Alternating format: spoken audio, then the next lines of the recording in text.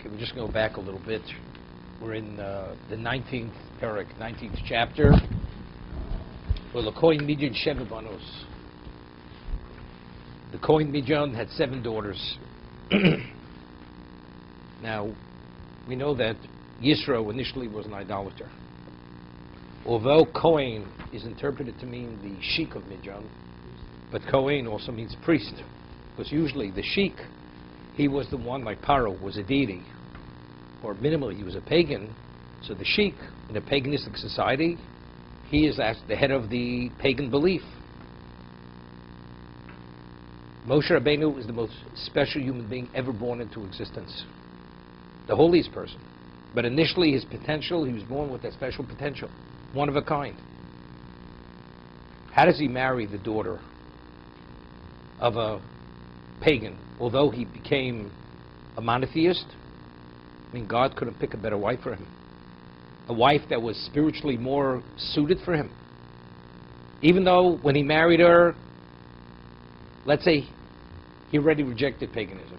As it says in Chazal, that the reason why his daughters were attacked, who were shepherdesses, is because their father was excommunicated because he actually abandoned paganism. So she was a Gevruras. She was a convert. A man like Moshe Rabbeinu should marry a convert. He should marry, as his brother, Aaron married from the most prestigious family. Elishev Basa Minodov, his brother, was the prince of Yehuda. If that's the case, why does Moshe marry less? And not only that, which he doesn't bring up, the Maral says, why did Aaron have such special children? Because when you marry a woman, you're supposed to look at the qualities of the brother, the characteristics of the brothers. Who was the brother of his wife, Aaron's wife? He was the prince of Yehuda, Nachshon ben Aminodov, right? She was Achos Nachshon. So if that's the case, that's why he had such special children. Why did Moshe not have special children, such special children? Because his wife was a convert. So if that's the case, why did he end up marrying a convert? I had to say because he had no choice. The Maral says it's not possible. A man of his caliber, dimension, these things aren't just coincidental because he had no choice, he ended up marrying that kind of woman. L'koyin midin sheva banos, nisoru razal b'medrash rabos, l'kodesh baruch hu, sodi as avodah zorah. The Medrash asks, Hashem despises, detests idolatry. Why should the refuge of the tzaddik, Moshe, be in the home of a pagan, an idolater? When they do matzlam, so the Medrash answers that he was no longer an idolater. He abandoned idolatry, and he was excommunicated from the pagan community. It says when they drove away the daughters of Yisro when they wanted to water the flocks, it doesn't say it in the feminine, V'garshum. Yushum is what? That's masculine. Why did they drive them away? Because they were the daughters, the family was excommunicated.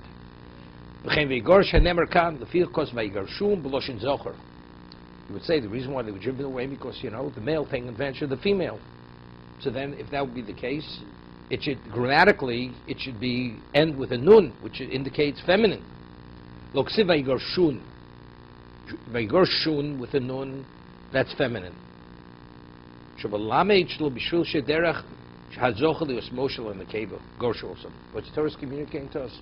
The reason why they were driven away wasn't because the male dominates the female. Then it would have said v'gorshun. El eina pirish bein zchorim bein nekevis lo'olam hayu garshnos v'ne'anidui. It's irrelevant with the male, female. Why did they drive them away? Because of the excommunication. Chepirish me'avodah zarah. Because Yisro had abandoned paganism. Therefore, his family was persona non grata. That's the reason why they were driven away. Okay, he's explaining the Midrash. He says, "Pirish chosaku." What Chazal tell us is phenomenal. Something which is very correct. Ach Shadayin Kosher, the Maral says, but it's still difficult. Lomelo Nosa Moshe Bas Yisrael Minam Yuchosim. He should have married a Jewish woman who came from a prestigious pedigree. Como Aaron, as his brother Aaron did. Sheino Lecho Lachshu Moshi Choshva Apsoim. Ki Dvorim Ke'elahim B'Mikra, he says, and don't even consider for a moment, as the fools say, the fools, the way they understand it, that these happened. It was coincidentally it happened that way. If it would have been a different environment, he would have married a different kind of woman. He says something which is so fundamental to existence. Moshe Rabbeinu, who he is, who do you think his wife should be? This Hashem is going to allow. This is just happenstance. God forbid you're not even permitted even to consider this for a moment. That's how foolish it is. It's like people say, how did existence come into existence? Big Bang. You have a 180-story building. Each apartment furnished that you could win the architectural award. How did it happen? A person struck a match on a matchbox, explosion, 180-story building. Most updated plumbing, saunas, different climate controls. You have forest regions, rainforests in it. Unbelievable. Could you imagine? You'd say, there's something wrong with you. We're going to commit you to some kind of asylum. But that's acceptable. I saw something very interesting. I was reading a book. There was a person, he was originally a Baal Tshuva. His name was Rav Mordechai Pagramansky. And he became a Baal Tshuva when his grandfather was one of the Gedolei Yisrael, the Torah leaders of Europe. And he himself was born in maybe 1920, maybe a little bit earlier. And because he was orphaned as a young boy, and his mother was the daughter of this Gadol, his father remarried, he was sent to an ordinary secular education. And Rebbe Lapyan noticed him, and he influenced him. And he convinced him that he should go to Kelm. Kelm was the great Musa Yeshiva in Europe. And he developed into something so special. Rebbe Lapyan said on him, he says, it was worth for me to come to this world just for him alone. For him to become what he became. For him alone. Rebbe Lapyan did unbelievable things, influencing thousands and thousands of people in a very special way, within Kedusha and spirituality and Torah and Musar, everything. He was a role model for the generation. But he says if it was just for that alone, it was worthwhile for me to come into existence. So Mordechai Pagramansky said there was something, he was such an intellectual, such a genius, and he was secularly, he could refute any secular position in philosophy unless it was rooted in truth. So he says, Darwin's theory of evolution. He says it's so filled with holes. You can refute it and show its falseness continuously from today to tomorrow. But the world embraces it. How did it happen? It evolved. It evolved. How did you become a trillionaire? It evolved. It evolved. You'd say things don't happen by themselves.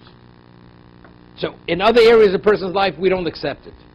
But in terms of what the human being is, it evolved. Why do people embrace it?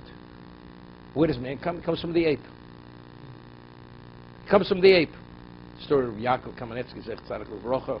He was traveling on a plane, and Rabbi Yaakov was about 90, and his grandchildren with him, and they were interacting and speaking continuously. So there was a non-religious man on the flight, and he was like amazed and impressed. A man his age to communicate with his grandchildren, and they had what to talk about. So he goes over to Rabbi Yaakov, and he says to Rabbi Yaakov, he says, it's amazing. He says, I expect there's a generation gap between me and my children, my grandchildren. Of course there's a generation gap. And you, it's like you're from the same generation. He says, I'll tell you the difference between me and you. He says, you believe that you come from the ape. That means the further you're from the ape, the more developed you are. So if that's the case, you're running in the other direction. He says, we believe we come from the most special human being that was created by God. So therefore you want to be closer to the source. That's what my grandchildren gravitate to me. and your grandchildren, they run away from you. That's what Rabbi Yaakov told this person. So Reb Mordechai Prokromansky said, he says, a person who believes he comes from the animal, you can behave like an animal. Because you are an animal. So, but it's full of holes. You can refute it. You could show, you know something? I come from the ape. So I'm a sophisticated ape. But what am I? I have all the desires of the animal. So there's nothing which is not justifiable. Therefore, regardless of how flawed it is, people embrace it. Because they want to do what they want to do. And that gives them justification to do what, and rationalize why did we fail? Why did we succumb? That's the reason.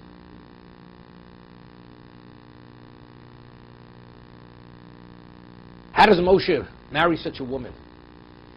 Well, did he have a choice? How could a man be all by himself? So the fool who is driven by desire, that's what he says. Man can't be by himself. But if you understand what Moshe Rabbeinu is, in terms of his dimension of spirituality, God is going to allow this to happen, that he should marry that kind of woman. This is by God's design. It's not nothing but that. It's not just happenstance. So very often we reflect who we are onto a situation. Why is it that? Because if we'd be in a similar situation, we would have done the same. What relevance do you have to Moshe Rabbeinu? You don't have relevance to a person who's 1/1 of Moshe Rabbeinu. And you reflect what you are a Moshe Rabbeinu. This is foolishness.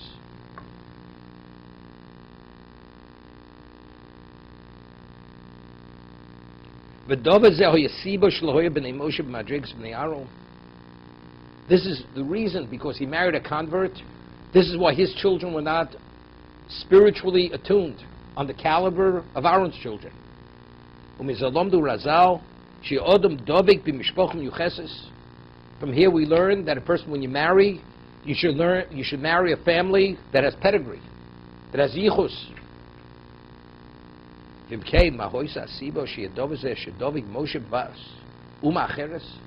Moshe Rabbeinu should attach himself to a woman from another nation, a convert. He says this is a very profound question, very difficult to understand.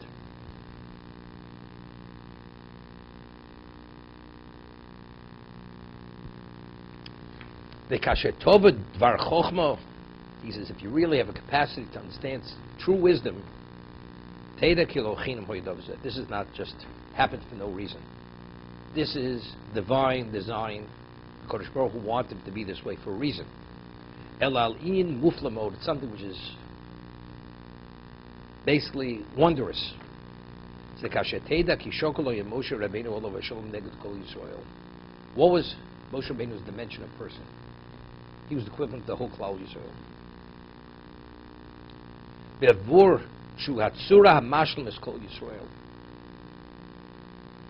In terms of the profile, what was his profile without Moshe Rabbeinu?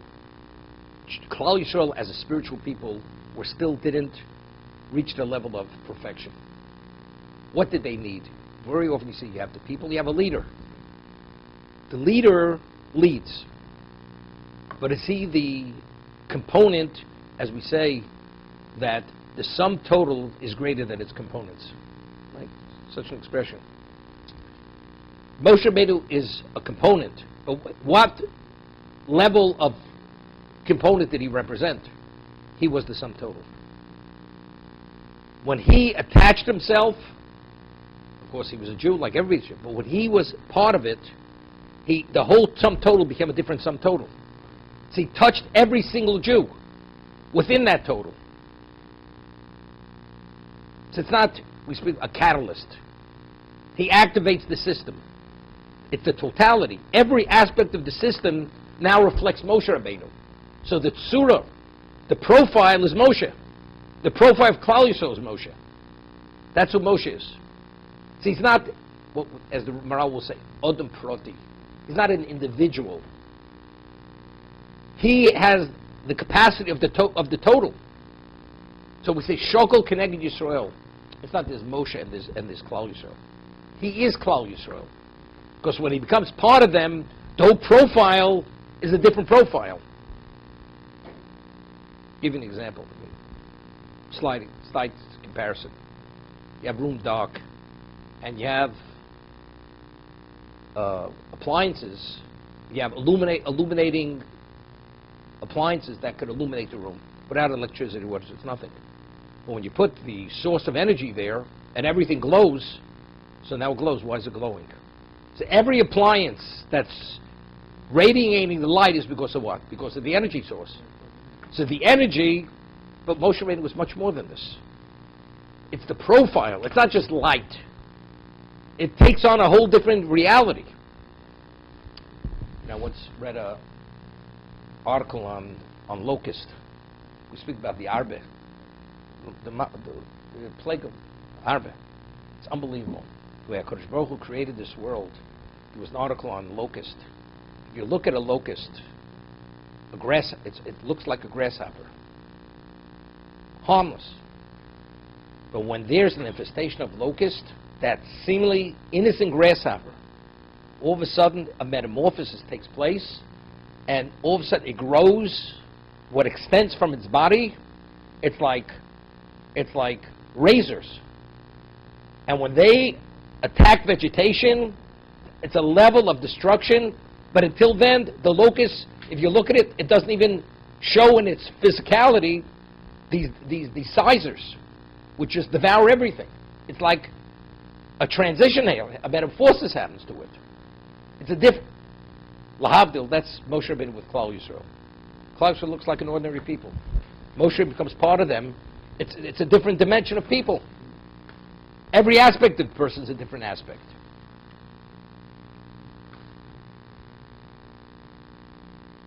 Bavushu tzura mashlim is kol yishlo ficho choma kosov vayishma Yisro koin nidjon chosin Moshe is kol asher osa elokim lo Moshe with Yisrael.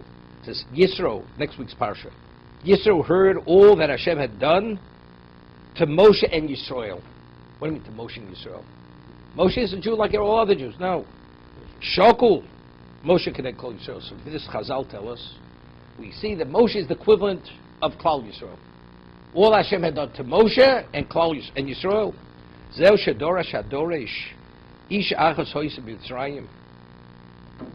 It says in the Mechilta, there was one woman in Egypt. V'yolda shishim ribo b'ker sechad. She gave birth to 600,000 children. In one litter. You know what 600,000 people, babies are. Who is that? They heard, could you imagine, you have a scholar in residence, gets up and he starts lecturing. There's this woman, I'll tell you something you won't believe.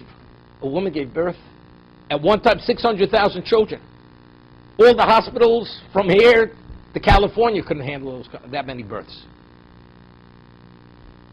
They say, you know something, I think we made a mistake. We shouldn't hire this person as a scholar in residence. Right? They said, you know, you have to come, let's say Shabbos for comedy hour. That was not comedy hour. Right? So the Medrash, they started to laugh at this person. They said, no, it's Yocheved who gave birth to Moshe. The Torah itself values him, evaluates him. He's the equivalent of 600,000. But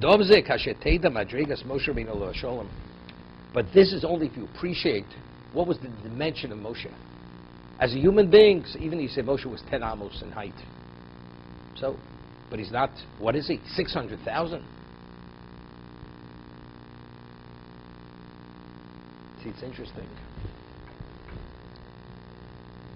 We say that you save one Jew, it's like you saved the whole world. It doesn't say if you save one Gentile, you save the whole world. It's one Jew. How's it possible? You have 7.5 billion people in the world. So we're speaking productivity, right? In the physical sense. Could one person be equivalent to 7.5 billion people? Not possible. So what does it mean? We're speaking about the innate value of the Jew. In terms of what's his significance. I'll give you an example. You have a king. He's the monarch. He has a son who's a prince. The king says, my son has greater value than all my subjects. What? He could accomplish what the subjects could. So there you could say maybe that's in the king's eyes. This is HaKadosh Baruch Hu says. God says, what is the innate value of a Jew? It's like the stars of the heaven. You can't fathom what their value is. It's not computable. It's beyond grasp. That's what we're talking about. So when we speak about a Jew versus the world, when we say Moshe Shokol Keneg Yisrael, as we're explaining, it's much more than there's Moshe and there's Klal Yisrael. Moshe is fused together with Klal Yisrael. He's part of them. But although he's part, he's the sum total of all of them. It's not he's on one side and they're on the other side. It's like the Mishnah says in Pirkei Avos, Rabbi Yochanan ben Zakkai, he had certain students. If you put one on one side of the scale, the others, he'd overweigh them. So they're on different sides of the scale. That would be the Jew versus the world. The Jew, one Jew outweighs the whole world. Hitza Olam Molei. Moshe Rabbeinu, it's not Moshe's on one side, they're on the other side. But definitely that's true, but it's more than that. Being on the same side of the scale, he is the totality of all of them.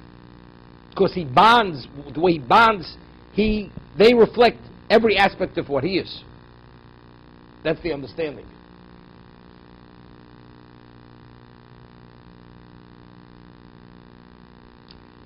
Teda lohovin zesho yeshokol degshishim Yisrael umneishkol isha ezel ish ubaskilo. When we speak about a wife, what is a wife? Wife is eza kenegdo, right? But that's a wife. The helpmate to help the person develop in his being. Ubasgilo. Basgilo means you're under the same star. You're born under the same star. Kirisiv eslo eza kenegdo mashma basgilo. Meaning there's a compatibility of the spirituality. The souls are compatible. It's not, I like what she likes. No, she cooks my kind of food. Chas v'sholom. That's not basgilo. It means there is a compatibility. The Rosh Hashanah writes that at one time a person looked for a wife. What did he do? You go to the prophet, go to the Navi.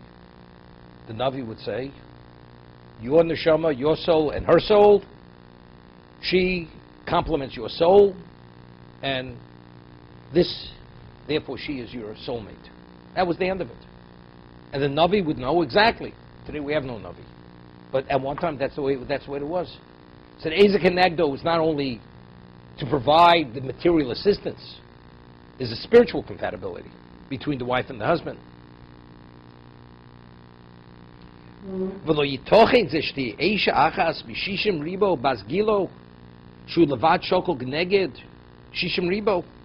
How could one woman be compatible with a person whose dimension is 600,000? Every Jew is at best 1/600,000th of him. So how could one woman be compatible with him? We're talking about compatibility. Avlagerim, this is it. But a convert, Shem Chutz mi Yisrael, they're outside. You see, a Jew is a detail in the total picture. That's what a Jew is. A convert is not a detail in that picture.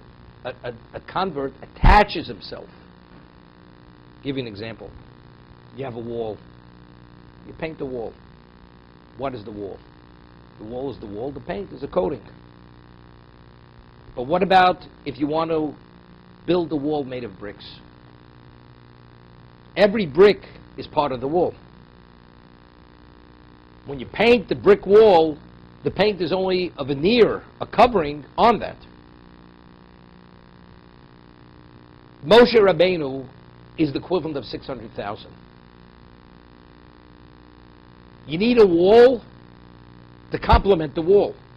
You take one brick, the brick will complete a wall. How could the brick be the equivalent of a wall? A brick is only a small detail of the wall. Every Jew is a detail, is a component of Klal Yisrael. A convert is not a component of Klal Yisrael. So how does a convert become a Jew? The convert bonds to the Jewish people. So the convert has a characteristic of bonding. So a Giores bonds to Moshe. It's not a detail. It's bonding.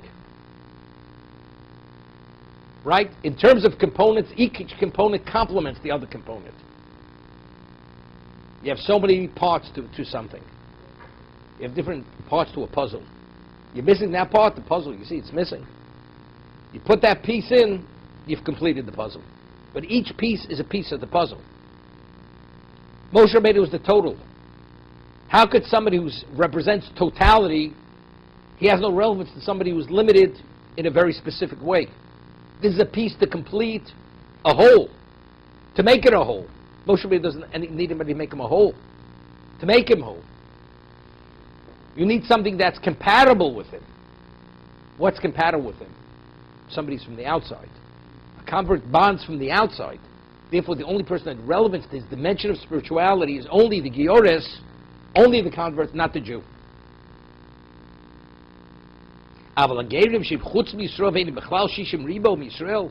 Yosef is dabig Moshe. They have greater relevance to attach themselves to Moshe because of this level of commonality. Meaning it's like they're generic, they're just neutral. Ki Moshe nivdal miYisrael eino nichnas tachas mispar shishim ribo Yisrael. Moshe's dimension of being was, he's removed from Klal Yisrael. His dimension, nobody's on his dimension of being.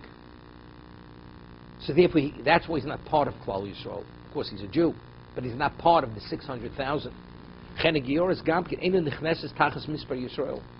She's not counted as one of the Jews. She's a Jew, but she's not one of the 12 tribes. A convert. Zako. If the soul of the Gevruras is pure, the soul is a pure soul, then she's worthy, she's appropriate for Moshe's also removed. As Moshe's removed, there's a commonality. Moshe's removed, she's removed. And if she has the purity, therefore it bonds. He says, understand what I'm saying, because they're wondrous. It's phenomenal. It's phenomenal. They're the only woman that was appropriate for Moshe, who was qualified for Moshe. She had to be from another nation. She couldn't be, even from the most prestigious family, she could not be. So how could it be? Klal Yisrael, the essence of the world, but they have this other aspect. They have a certain feature that Jews don't have. Jews are details of the totality, of the total picture. That's the additive. I'll give you an example. You have food. Food is bland. What happens when you add spice? You spice everything. You're not eating what you're eating is not the spice. The spice is the enhancer, right? That ingredient's enhancer, but it's not the meat, and it's not the vegetables, and it's not the water. So that's the Tosefis. The Nosofim, they add to the Klal Yisrael. They're an addition. You've got to speak a person's language, right?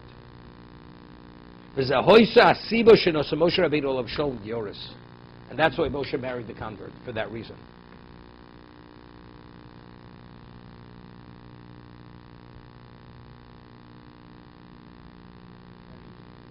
It's interesting. You know, today in modern times, they speak about relationship. You have to have compatibility, right? You're not compatible, but on paper it seems to be perfect. On paper, Moshe, you marry a woman, your brother married Elisheva Basa Binodov, Abraham was the prince of Yehuda. On paper it seems to be, but if you understand Moshe, even on paper, there's no compatibility here. It doesn't work. Everything is compatible. There's no Jew, as great as they are, who are going to be compatible to Moshe Rabbeinu. It's interesting, if you study the Ramchal says, the Gemara says that a tribe is called a kahal. Kahal is a congregation. So the Gemara says that kahal gerim eino kahal. A community of converts They don't take on identity of a kahal, a tribe. Any one of the 12 tribes, or Shevet Levi, which is the 13th, who doesn't have a portion of land, that classification is kahal. Kal Gerim, Einam Kal. They don't have an identity on themselves. You have a bucket of paint. What's paint? What's its identity? When you apply it, it has no identity. It's subsumed by what you coat with it, right? It's a color of what you're painting. It doesn't have an identity unto itself. So the Ramchal writes, interesting. He says that Klal Yisrael is like a tree. We have 12 branches which grow off the trunk. So what is the tree? This tree. So the trunk and the primary branches, that is the tree. What happens now? You go and you graft something onto the tree. It becomes part of the tree, but it's not the profile of the tree. You've attached something to the tree. How do you graft it? Well, you have to be sincere that you want to become a Jew.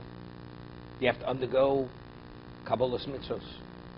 This is how the grafting process takes effect. You need mikveh. If it's a male, you need milah, you need circumcision. These are the prerequisites for the bonding to bond to the Elon, to this tree.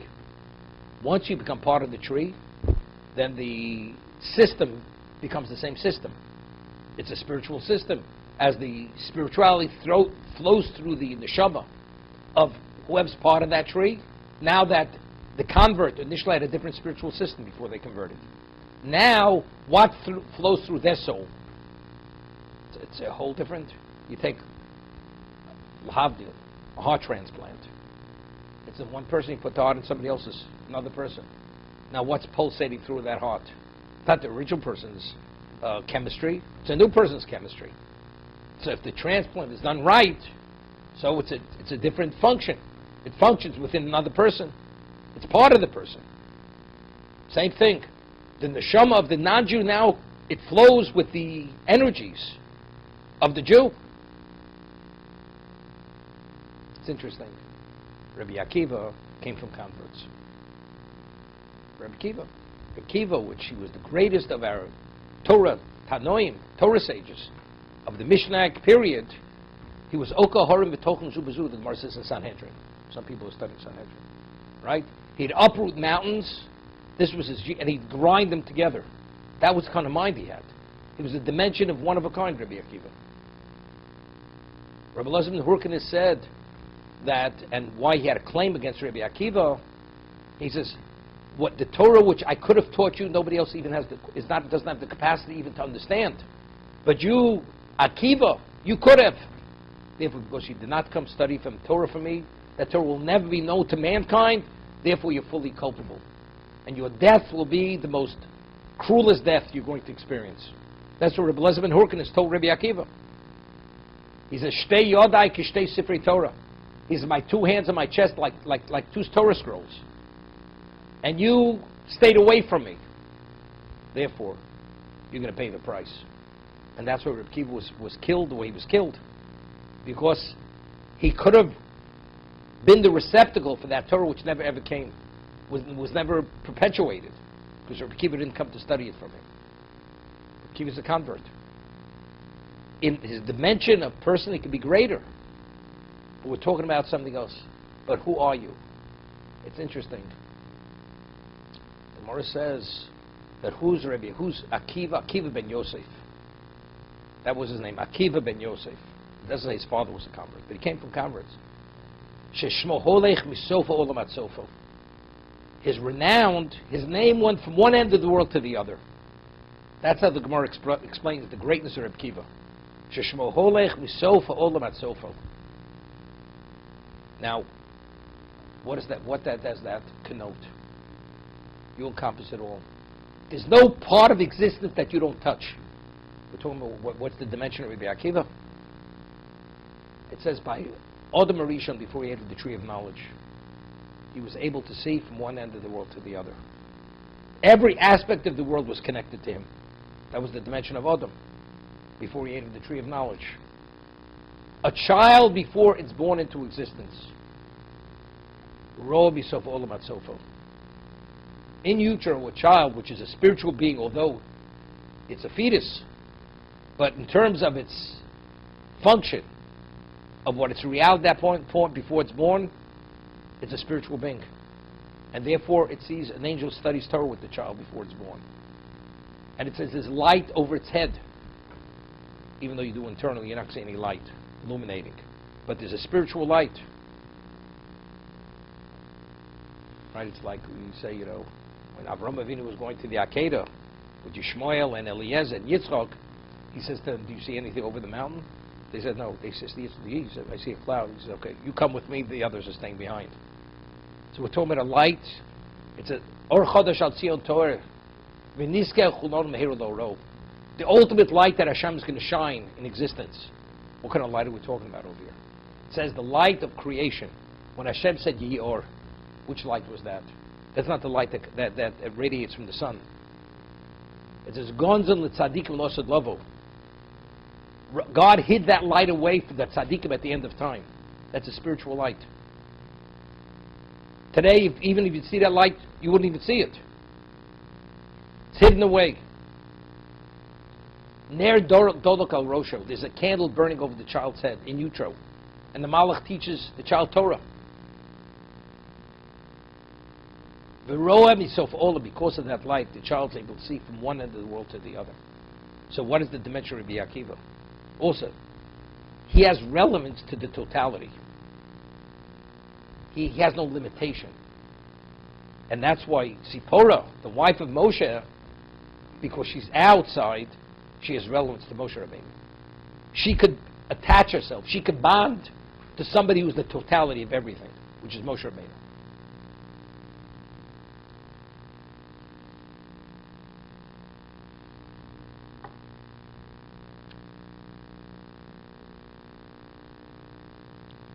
Moed Koton Perkel Magalchin. The Gemara Moed Koton Medshtan Chuma. The Yikanu the Moshe. The Yikanu, what does the word Kino mean? It means they were envious. Or they had negative feelings. They're talking about Adas Korach. The congregation of Korach, Vadoso, Dosan and Aviram. They were his antagonists from the time they informed on him, when Moshe had to flee from Egypt. V'yikanu. Omreb Yitzchak, Melami Chikol Echod V'echod Kini L'Moshe Mi'ishto. Hear this. Each person had forewarned his wife regarding Moshe Rabbeinu. Stay away from Moshe.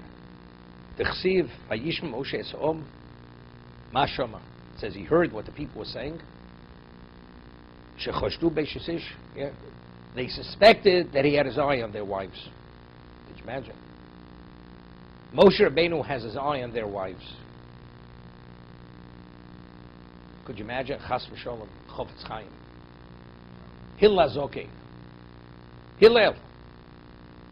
Would anybody consider he has his eye on somebody's wife? The man is holy. Radiates. This man ascended to heaven to receive the Torah. He is holy, so he radiates a Kedusha, you can't look at him. And you suspect him that he has his eye on your wife, and therefore you have to forewarn your wife, stay away from him. Could you imagine? How do you understand this? It's mind-boggling. The word mind-boggling is not enough. It's insanity. Insanity is not enough word to say. But it says, Choshdu al Eishes Ish.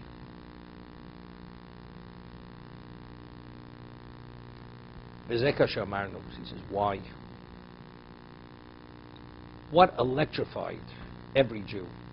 What gave every Jew their spiritual profile? Moshe Rabbeinu's attachment to them. He encompassed every Jew. He was connected, so that means he's connected even to the woman. In what sense? In the physical sense. This is the spiritual energy. He infused Klal Yisrael with a spiritual energy. Every woman, he was infused by Moshe, but spiritually speaking. Had nothing to do with physical. But they misinterpreted this, say, Moshe. But again, we'll see, and it was a claim. It was a claim against them. How could you suspect a man who's more than a malach, more than an angel, that he has physical characteristics as you people have? You people have desires. Moshe Rabbeinu has no desires. Moshe Rabbeinu is separated from his wife after receiving Torah at Sinai. Ata po amo imodi. Never went back to his wife. That's how spiritualized he was. And you interpret his connection to every Jew in a physical sense?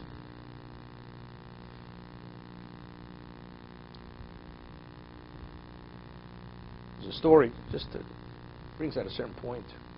Heard it many years ago. The Ger Rebbe.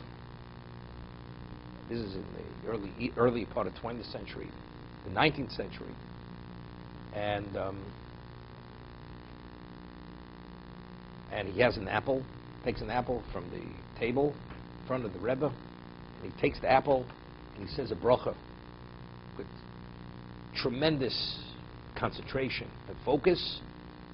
Did you think this man was just off the mountain? That's the kind of kavanah he said the bracha in front of the Rebbe. And everybody said, Amen.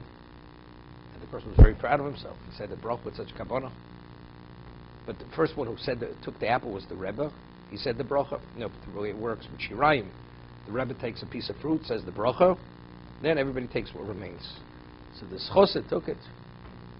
So he says it with tremendous concentration, intensity. So the Rebbe says to the Chosid, he says, I want to tell you the difference between me and you. He says, when I eat the apple, it's to say the bracha, not to eat the apple. When you say the bracha, it's to eat the apple. That's the difference between us. You have to understand the difference between the two of us.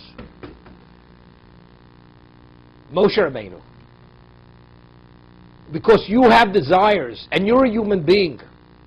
Moshe Rabbeinu, because he's connected, the connection is your level of connection. This is a disgrace. Even to think it for a moment. This is disgraceful. And we'll see, HaKadosh Baruch Hu had a claim against that. How do you even think that?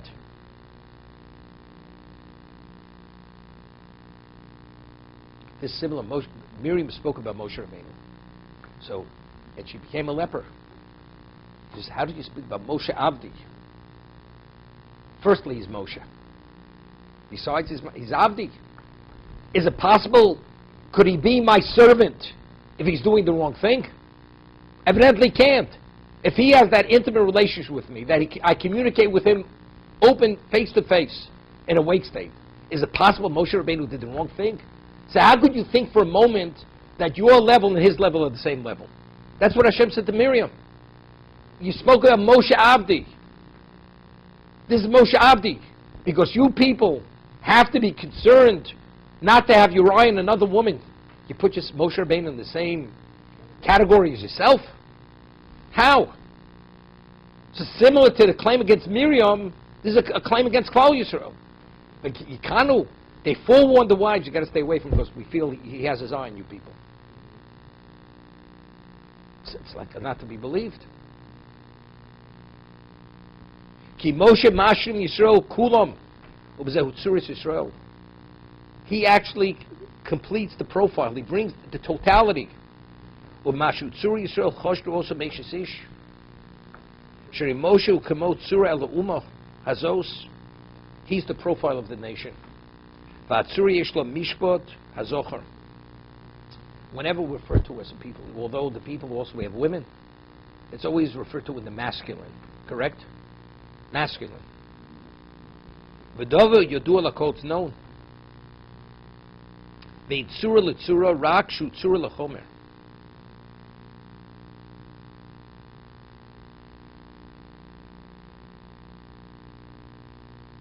Ulefichoch in Chibur the Moshe Shu Kamo Tzura Kim L'Nushasein Shen Kmo Chomer.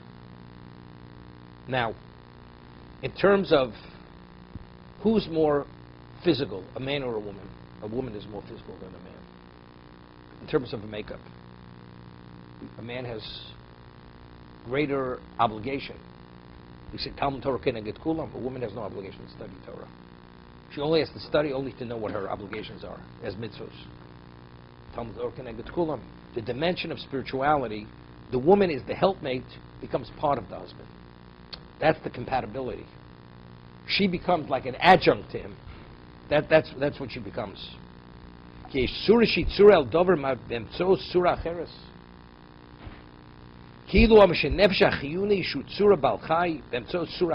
Now, how does the soul attach to the body? There's a linkage. It links. Why? Because there's an interim stage that allows them to connect. Otherwise, what does the neshama have to do with the body? We're talking about two different planes. Is the soul, the neshama, is that the profile of the physicality of the human being? It has no relevance to it. The soul is in the body. What the soul is in the body is two different worlds. Ki ain't tzura l'tzura. Chein omru shu inyan b'moshe shu tzura l'uma zos u'mischabelem b'mtzos tzura v'zechshad choshed neishesish b'varei b'mtomar machotu Moshe tzura l'Yisrael varechotu.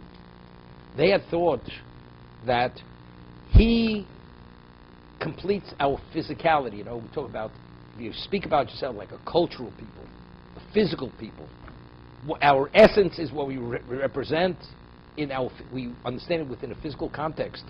Moshe Rabbeinu brings us to another level of functionality within viability, but the way it's evaluated is physical. We could learn more Torah. We could do more. It's true. That is a manifestation of this, but that has nothing. Moshe Rabbeinu has no relevance to the physicality, to the physical makeup of Klal Yisrael. Nothing. Moshe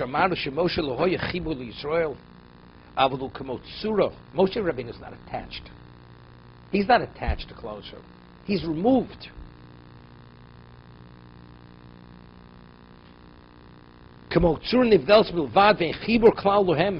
There's no attachment.